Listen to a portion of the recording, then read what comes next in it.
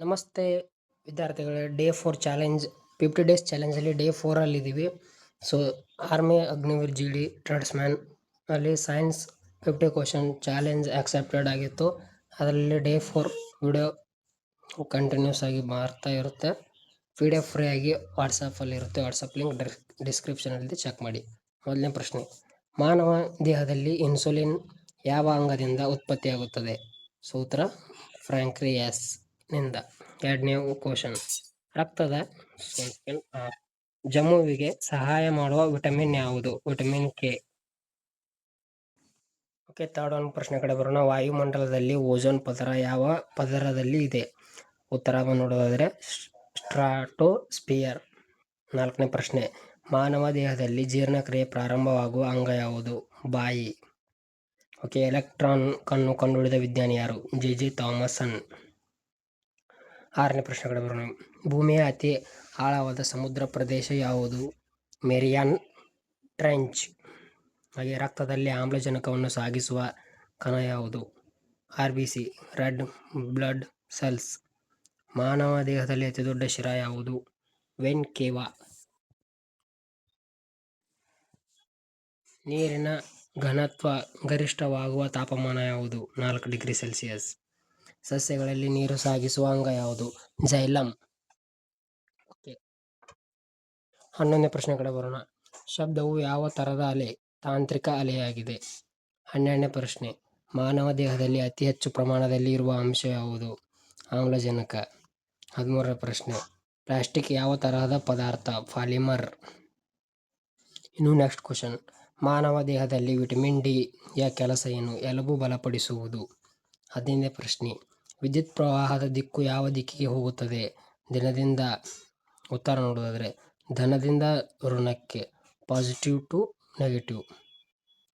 ಇನ್ನು next question, ಭೂಮಿ ಸೂರ್ಯನಿಂದ ಎಷ್ಟು ದೂರದಲ್ಲಿದೆ? ಸುಮಾರು 150 ಮಿಲಿಯನ್ ಕಿಲೋಮೀಟರ್. ಹೃದಯ ಬಡಿತವನ್ನು ನಿಯಂತ್ರಿಸುವ ಭಾಗ ಯಾವುದು? ಎಸೆ ನೋಡೆ. ಸಸ್ಯಗಳಲ್ಲಿ ಆಹಾರ ಸಂಗ್ರಹವಾಗುವ ಭಾಗ ಯಾವುದು? ಬೇರು ಅಥವಾ ಕಾಯಿ ಅಥವಾ ಕಾಂಡ. Depends on plant. ಪಾರದ ರಾಸಾಯನಿಕ ಚಿಹ್ನೆ ಏನು? Hg. 20ನೇ ಪ್ರಶ್ನೆ ಕಡೆ ಬರೋಣ. ಸೂರ್ಯನಲ್ಲಿ ಶಕ್ತಿ ಉತ್ಪತ್ತಿಯಾಗುವ ಕ್ರಿಯೆ ಯಾವುದು? ನ್ಯೂಕ್ಲಿಯರ್ ಫಿಷಿಯನ್. ಸೊ ಈಗ ನಾನು ಸೈನ್ಸ್ ಕೂಡ 50 ಡೇಸ್ ಚಾಲೆಂಜ್ ಮಾಡ್ತಿದ್ದೀನಿ. ಇದೇ ರೀತಿ ನಿಮಗೆ GK ಅದರ ನಂತರ ರೀಸನಿಂಗ್ ಬೇಕಂದ್ರೆ ಹೇಳ್ರಿ, ಸೊ ಅದನ್ನು ಕೂಡ ಮಾಡೋಣ. ವಾಯುಮಂಡಲದ ಅತಿ ಕೆಳಗಿನ ಪದರ ಯಾವುದು? ಟ್ರೋಪೋಸ್ಪಿಯರ್. ಮಾನವ ದೇಹದಲ್ಲಿ ಅತಿ ಚಿಕ್ಕ ಸ್ನಾಯು ಯಾವುದು? ಸ್ಟೆಪಿಡಿಯಸ್. ಧ್ವನಿ ಶೂನ್ಯದಲ್ಲಿ ಹರಡುತ್ತದೆಯೇ? ಇಲ್ಲ. 24ನೇ ಪ್ರಶ್ನೆ, ಆಮ್ಲ ಮತ್ತು ಕ್ಷಾರದ ಕ್ರಿಯೆಯಿಂದ ಏನು ಉತ್ಪತ್ತಿಯಾಗುತ್ತದೆ? ಉಪ್ಪು ಪ್ಲಸ್ ನೀರು. ಭೂಮಿಯ ಸ್ವಾಭಾವಿಕ ಉಪಗ್ರಹ ಯಾವುದು? ಚಂದ್ರ. ವಿದ್ಯುತ್ ದೀಪದಲ್ಲಿ ಬಳಸುವ ಅನಿಲ ಯಾವುದು? ಆರ್ಗಾನ್. ಮಾನವನ ದೇಹದಲ್ಲಿ ರಕ್ತವನ್ನು ಪಂಪ್ ಮಾಡುವ ಅಂಗ ಯಾವುದು? ಹೃದಯ. ಗಾಳಿಯಲ್ಲಿ ಎರಡನೇ ಅತಿ ಹೆಚ್ಚು ಅನಿಲ ಯಾವುದು?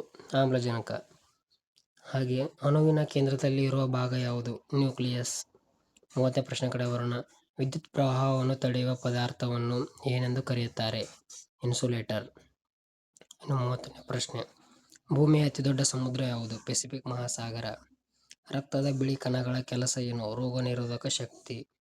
ಸಸ್ಯಗಳಲ್ಲಿ ಗ್ಯಾಸಿನ್ ವಿನಿಮಯವಾಗುವ ರಂಧ್ರ ಯಾವುದು? ಸ್ಟೊಮಾಟಾ. ಶಬ್ದದ ವೇಗ ಗಾಳಿಯಲ್ಲಿ ಸುಮಾರು ಎಷ್ಟು? 343 ಮೀಟರ್ m². ಮಾನವ ದೇಹದಲ್ಲಿ ನೀರಿನ ಪ್ರಮಾಣ ಎಷ್ಟು? 60ರಿಂದ 70%. ವಿದ್ಯುತ್ ಶಕ್ತಿಯ SI ಘಟಕ ಯಾವುದು? ಜೂಲ್. ಮಳೆಯ ನೀರು ಯಾವ ಪ್ರತಿಕ್ರಿಯೆಯಿಂದ ಬರುತ್ತದೆ? ಬಾಷ್ಪೀಕರಣ, ಘನೀಕರಣ, ಮಳೆ. ಮಾನವ ದೇಹದಲ್ಲಿ ರಕ್ತದ ಕೆಂಪು ಕಣಗಳ ಆಯುಷ್ಯ ಎಷ್ಟು? 120 ದಿನ. ಗಾಳಿಯಲ್ಲಿ ಓಝೋನ್ ಯಾವ ಅನಿಲದಿಂದ ನಿರ್ಮಾಣವಾಗುತ್ತದೆ? ಆಮ್ಲಜನಕ. ಸೂರ್ಯೋದಯ ಮೊದಲಿಗೆ ಯಾವ ದೇಶದಲ್ಲಿ ಕಾಣಿಸುತ್ತದೆ? ಜಪಾನ್. ಮಾನವ ದೇಹದಲ್ಲಿ ಅತಿದೊಡ್ಡ ಎಲುಬು ಯಾವುದು? ಫೀಮರ್. ರಕ್ತದ ಒತ್ತಡವನ್ನು ಅಳೆಯುವ ಸಾಧನ ಯಾವುದು? ಸ್ಪಿಗ್ಮೋಮ್ಯಾನೋಮೀಟರ್. ವಿದ್ಯುತ್ ಪ್ರವಾಹದ ಪರಿಣಾಮದಿಂದ ಉಂಟಾಗುವ ತಾಪವನ್ನು ಏನೆಂದು ಕರೆಯುತ್ತಾರೆ? Joule heating. ಭೂಮಿಯ ವಾಯುಮಂಡಲದಲ್ಲಿ ನೈಟ್ರೋಜನ್ ಪ್ರಮಾಣ ಎಷ್ಟು? ಸುಮಾರು 78%. ಸೂರ್ಯನ ಬೆಳಕು ಭೂಮಿಗೆ ಬರಲು ಎಷ್ಟು ಸಮಯ ಬೇಕು? 8 ನಿಮಿಷ 20 ಸೆಕೆಂಡ್. ಮಾನವ ದೇಹದಲ್ಲಿ ಅತಿ ದೊಡ್ಡ ಗ್ರಂಥಿ ಯಾವುದು? ಯಕೃತ್. ರಾಸಾಯನಿಕ ಕ್ರಿಯೆಯಲ್ಲಿ ಭಾಗವಹಿಸುವ ಅತಿ ಚಿಕ್ಕ ಘಟಕ ಯಾವುದು? ಅಣು ಘಟಕ. ಶಕ್ತಿಯ SI ಘಟಕ ಯಾವುದು? ಜೂಲ್. ಸಸ್ಯಗಳಲ್ಲಿ ಆಹಾರ ಸಾಗಿಸುವ ಭಾಗ ಯಾವುದು? ಫ್ಲೋಯಂ. ನ್ಯೂಟನ್ ಯಾವ ಕ್ಷೇತ್ರದ ವಿಜ್ಞಾನಿ? ಭೌತಶಾಸ್ತ್ರ. ಸೊ ಇದೇ ಥರ ನಿಮಗೆ ಇಂಪಾರ್ಟೆಂಟ್ ವಿಡಿಯೋ ಬೇಕಾದರೆ ವಾಟ್ಸಪ್ ಚಾನಲ್ ಗ್ರೂಪ್ ಜಾಯ್ನ್ ಆಗಿರಿ, ಸಬ್ಸ್ಕ್ರೈಬ್ ಸಪೋರ್ಟ್ ಮಾಡಿರಿ. ಮತ್ತೆ ಸಿಗೋಣ.